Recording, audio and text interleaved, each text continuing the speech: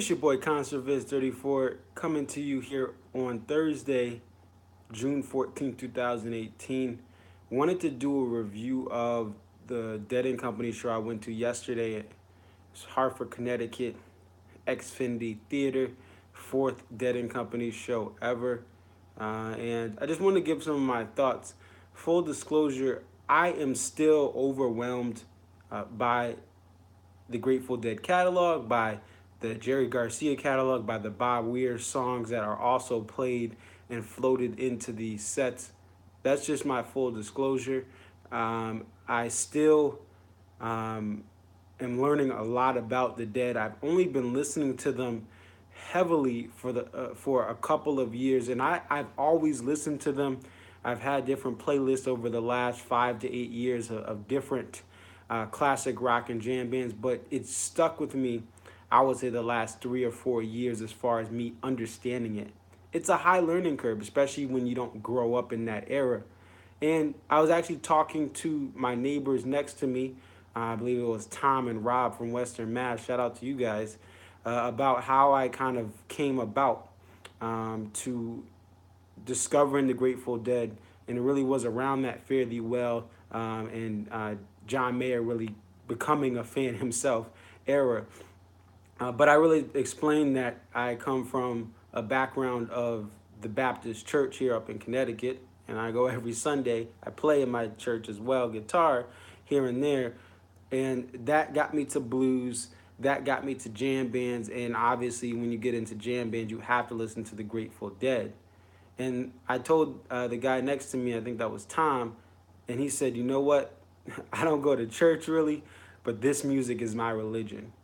And that really is what this whole experience is.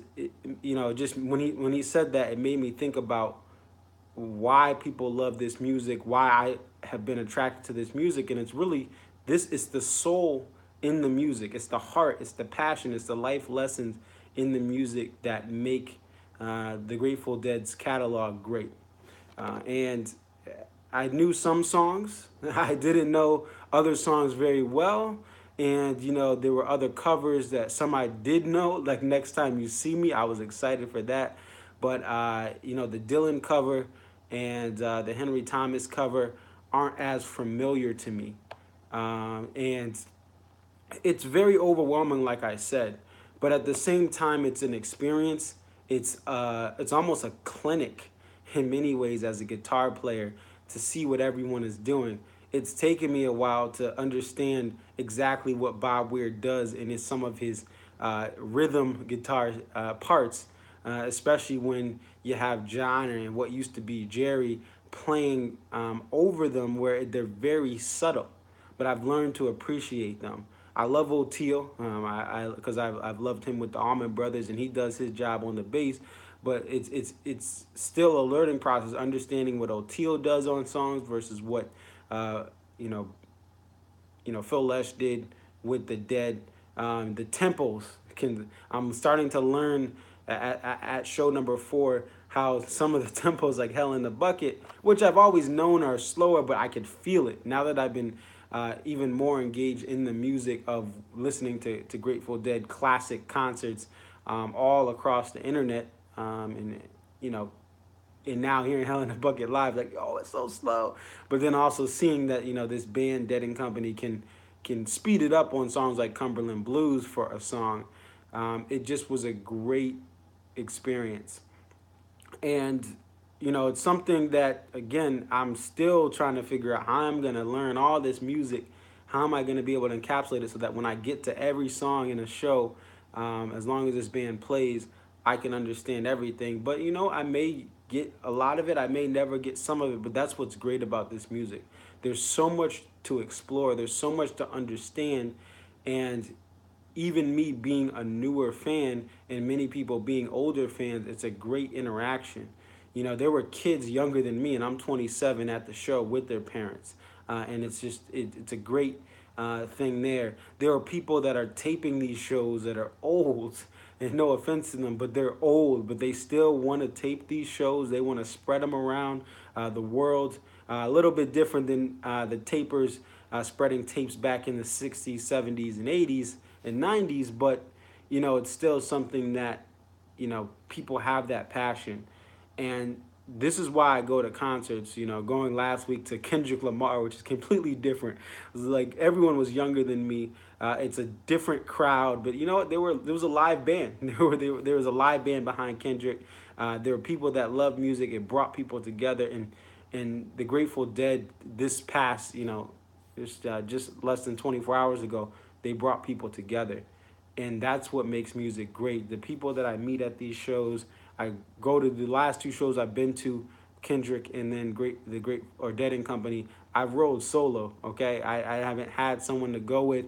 You know, some of my friends just couldn't get, you know, weren't available, or you know, hey, I really don't want to pay these prices because these tickets are expensive for concerts nowadays. So I went by myself, but I ended up talking to people, interacting with people both times.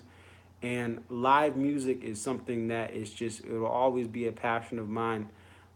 This was an amazing show. I didn't get everything I wanted. I wanted to get some Jerry Garcia songs like Sugary or Loser, and I didn't get them. But you know what? That's what the journey is about. You don't get everything in one show. It's a different set every night. But I did, you know, songs like Black Muddy River, which I posted up on the YouTube page. I was like, wow, this song is really dope. And again, it's overwhelming. I know China Cat, know your rider. I know, you know, Hell in a Bucket very well now. Ramble on Rose, same thing. But you have a lot of songs that I still, you know, have to learn. But that's what's great about it.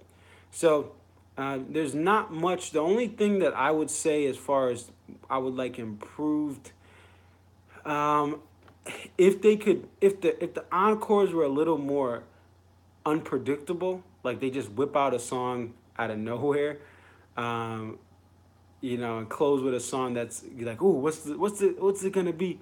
That would be kind of cool. But at the same time, when you have songs like Touch of Grey, we had Broke Down Palace last night, that really are a song that, you know, many of these fans, this could be their last Dead related show. These fans are getting up in age. When you have a song like Broke Down Palace, I guess I understand why. You know, you're gonna end every song, every show on kind of a very, very, you know, positive but retrospective look, because again, many of these fans are getting up there in age. They don't know when their last show is. So I get why, you know, they probably, and it's easier to do that and let people get out. A lot of the people with that have hard time walking hop out on that last song because they know it's going to be something predictable. But I'd like to see a little more unpredictability towards the end of the first set. I mean, in the end of the second set, and then the encore. But that's just one critique. But I mean, this music is great. I'll keep chasing these shows as long as they put them in amphitheaters like Hartford. I don't know about the ballparks. I've been to City once, but I love these shows in amphitheaters. You're close, you're tight, and everyone just kind of interacts with each other versus the baseball parks where it's too spread out. The sound doesn't get there, the experience doesn't get there. But I mean, this music is amazing. Definitely like, comment, subscribe. Let me know what you guys think. Other than that, it's your boy ConcertViz34, and I am out.